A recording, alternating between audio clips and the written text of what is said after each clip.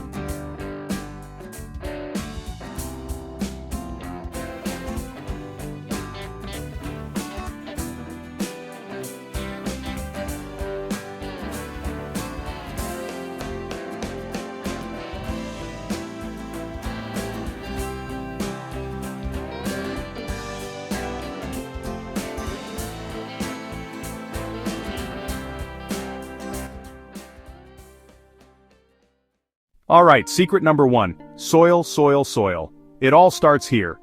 You know, it's not just about planting something in the ground and hoping for the best. The type of soil you use makes all the difference. Want your plants to grow strong and healthy? It's all about the right mix. Think of soil like the foundation of your house. If it's weak or poorly built, nothing on top is going to thrive. The same goes for your garden.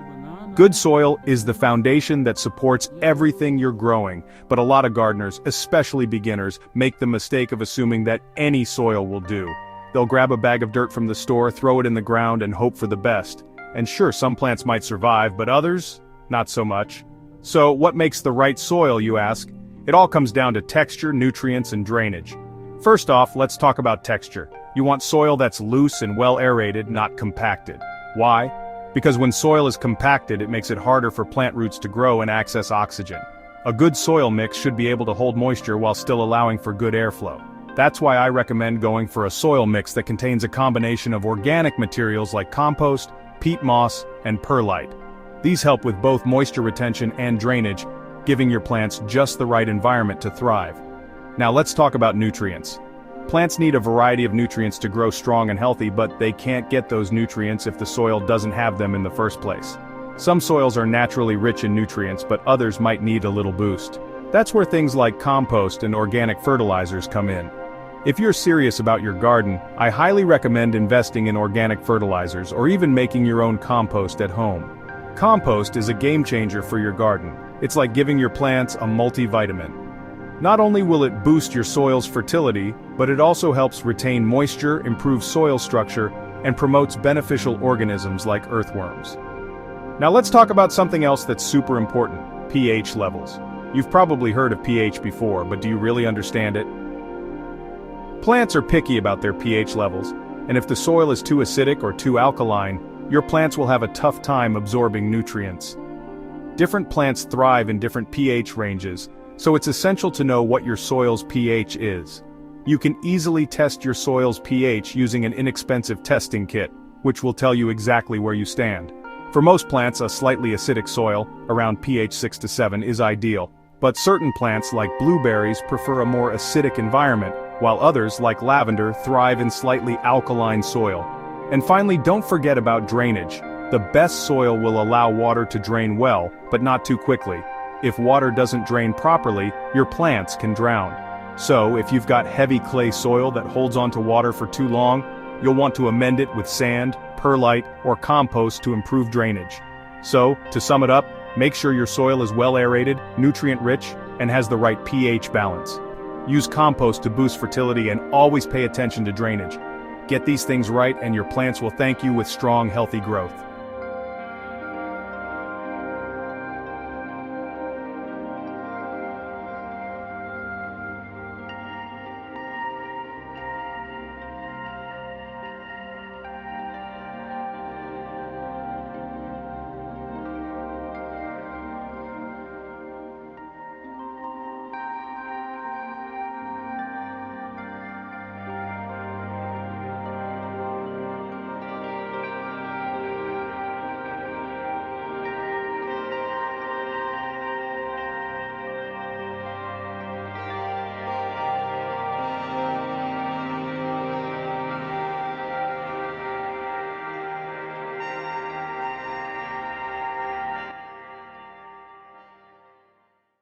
Now let's talk about one of the most crucial aspects of gardening: watering.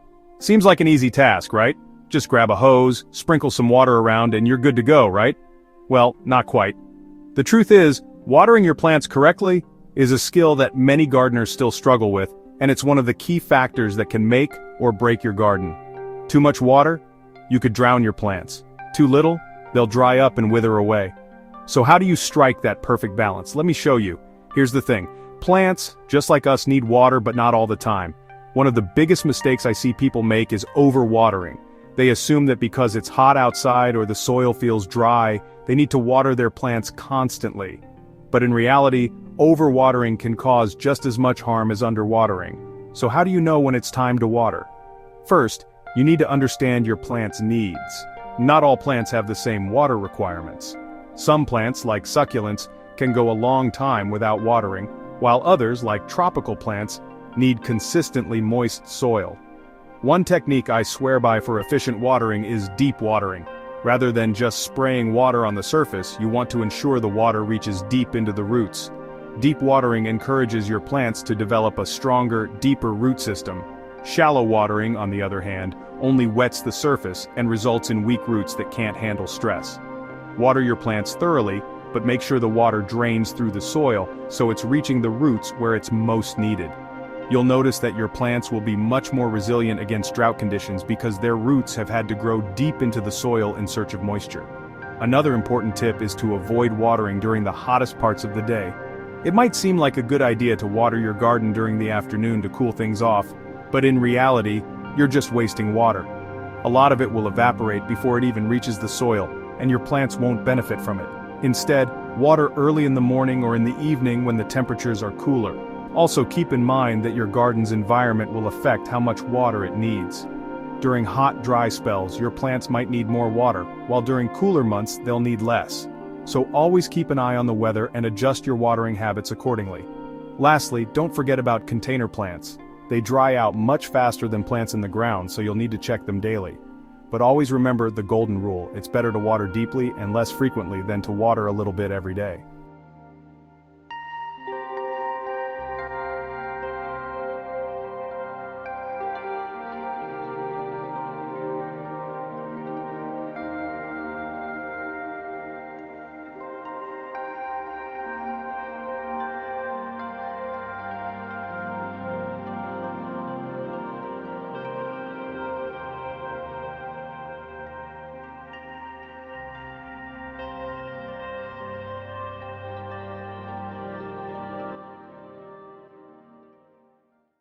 Now let's dive into one of my favorite gardening hacks that not a lot of people talk about: companion planting. This is where things get really fun. Companion planting is basically the art of pairing up plants that work well together. It's like creating the perfect team of teammates, each helping the other thrive. First off, companion planting helps to naturally control pests. Certain plants, when paired together, act like a shield against harmful insects that can destroy your crops. For example, marigolds are often planted alongside tomatoes to help keep away aphids, which are a common pest for tomatoes. The marigold's strong scent acts as a natural insect repellent, keeping these little pests at bay without the need for toxic chemicals. Plus, marigolds attract beneficial insects like ladybugs, which feast on aphids and other harmful bugs. But it's not just about keeping pests away. Companion planting also boosts plant growth by improving the overall environment. Some plants naturally improve the soil's nutrients, creating a healthier space for other plants to grow. Take, for instance, beans and peas. These legumes have a unique ability to fix nitrogen in the soil, which is an essential nutrient for plant growth. When you plant beans or peas alongside other vegetables, they'll enrich the soil, making it easier for those other plants to thrive. Another great example is basil and tomatoes. Not only do these two taste amazing together in your kitchen, but they also make great garden companions. Basil has natural oils that help repel mosquitoes and flies, while also enhancing the flavor and growth of tomatoes. So, if you're growing tomatoes, plant a little basil nearby, and not only will your garden smell incredible, but your tomatoes will taste even better. But companion planting isn't just about the pests and growth, it can also help with plant structure. Certain plants can act as natural supports for others. For example, planting corn alongside beans is a great strategy. The tall corn stalks act as a natural trellis for the beans to climb, saving you from having to install physical supports. The beans, in turn, help to stabilize the soil around the corn, preventing erosion and enriching the soil with their nitrogen-fixing abilities. Another amazing benefit of companion planting is how it helps with plant diversity. By growing a variety of plants together, you create a more balanced ecosystem in your garden, which reduces the chances of any one plant being overwhelmed by pests or diseases. Plus, you're supporting a wider range of pollinators like bees and butterflies, which are crucial for your garden's overall health. But don't just go planting anything next to each other and hoping for the best. There's a little bit of strategy involved here. Certain plants are natural enemies. For example, don't plant carrots and onions together. Onions release a substance that can stunt the growth of carrots. And avoid planting potatoes near tomatoes, as they can both attract the same pests. Researching which plants are good companions and which ones should be kept apart is key to making this work. To wrap it up, companion planting is one of those hidden gems in the gardening world that's simple, effective, and incredibly rewarding. Not only does it help you manage pests and boost growth, but it also creates a more sustainable and harmonious garden. Start experimenting with different pairings in your own garden, and I promise you'll see the difference. So, get creative. Your plants will thank you.